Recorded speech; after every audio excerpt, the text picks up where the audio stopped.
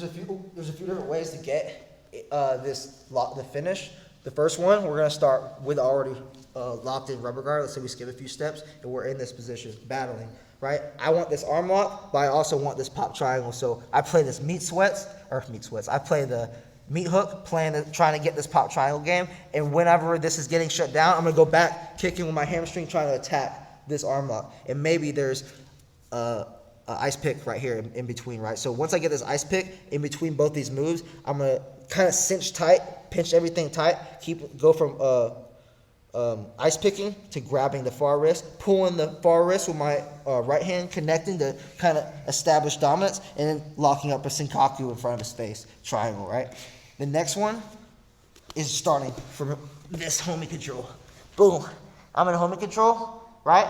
And now it's just a failed arm lock. Boom, I start an arm lock, the leg comes high, it doesn't work, but look what's right there in front of his face. Boom, the same thing, lock up. Oh, Double arm lock. awesome. Thank you, man.